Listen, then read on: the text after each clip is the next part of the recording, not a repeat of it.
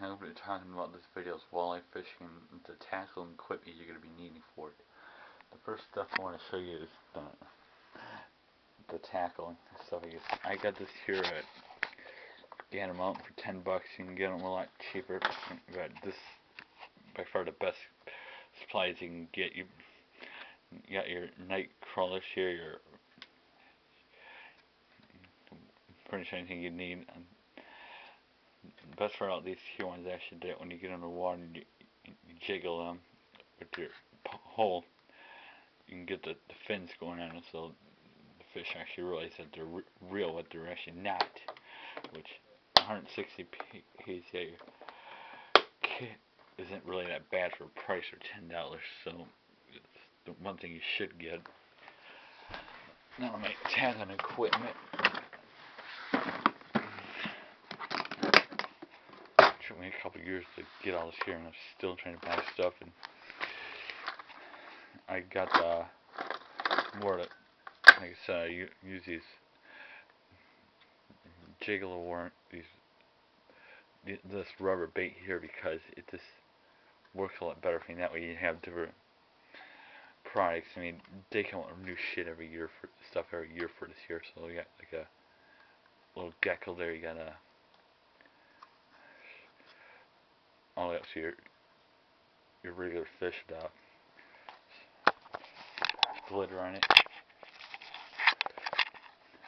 Anyway, they can run up to the small ones here. These little plastic ones. Obviously, you know, I usually fish in shallow water for walleye, so you know I'm not going to be throwing this here guy costs you $10. I'm not going to be throwing that out in shallow water, and I'm going to lose it. So I don't care if I lose these here because I got 10 of the same hooks in there. The fishing poles I usually use are just your standard regular poles. They carry two sets of different ones. I say I might, that way I don't have to release my hooks. I just go on the truck and grab it. This one, you know, spend it to $5 to $200 on one here. This one I get at Walmart for $25. It's a nice pole, but the only matters I don't like about this one, and what I do like about it is the old-fashioned cork grips on there, because when I fish and my hands are all wet, my hands get really dried up and I kind of lose my grip on the poles. Disadvantage of it,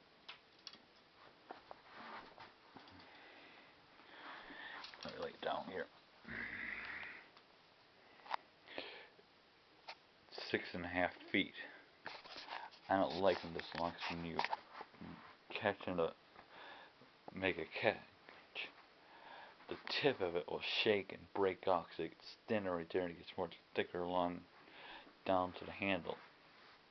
And when I usually fish, I usually use a 5-foot or 6-foot pole.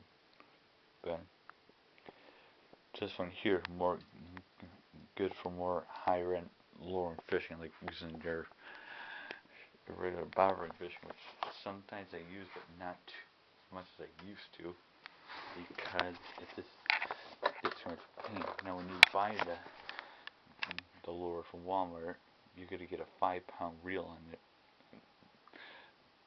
On there, the 5-pound string, which is another thing I don't like. So I buy a new rod. I put 15-pound on it, which you can get this here stuff for like $1.50 to $2 at Walmart or your local Gander Mountain or sporting goods store. And you got your instructions in there. You're going to take a lighter or a special clipping knife, and I cut the lure off right here, and then reattach the 15-pound line on there. Another thing what I do, most people don't do, is I double time these hooks wrong. Double knotting, so I usually catch about a 10-pound bass, or in this case the walleye. It breaks and I lose the fish, including my reel, the lures I put in there. Which I don't care about lures, I care more about the fish and I want to know how big they are, because every while I can get up to 6 feet just if you're lucky, but I haven't seen any that big, because I usually fish on the canoe or on the shore. Most of the time I fish on shore. Canoes are pretty easy to fish on as long as you know what you're doing and keep the boat stable and not put too much weight inside of it, of course. And another nifty tool is when you get these, when you buy these here hooks to paint inside the hole there. Oops, got another one. Inside that little hole there is all covered up with paint in that. I don't like them. It takes forever to pick it, so you can pick up one of these fancy hook things for like $3 or $4 at your local sporting goods store, and it has like a needle. You can pick all the paint out of the holes, and you can line it up and pull there. Another thing I like to use, I also use now one thing what I do not like when I fish is buying the kits where you get the pole itself, obviously, then you get a couple of hooks, and then you get a few of these bobbers here. I don't like buying those because you get a lot of junk in there you can't use them, plus not to mention the pole junk. Now say if you have like a little kid that's already, starting out beginning to fish, it's not a big of a deal. But when you get more in a higher end fishing, so it's better to buy everything else separate. And a lot of professional fishermen will do is they'll buy their rods separately, just anywhere between $60 to $100 on one, and $200 to $300 on the reel. Well, I'm not that kind of fisherman. I'm just gonna buy cheap ones, because obviously I spent $100 on a rod and I go to use it. Obviously, I don't want the thing breaking. There goes my $100. I would spend $100 on tasseling equipment every year in order to get my boat fixed up. So that's pretty much it. And now say here's the other rod I got. The same. I use the same exact ones. And this one here has a plastic one, which I don't use. I just put it under to keep the line straight. Actually, just strung it the other day, and they're both the same features on there.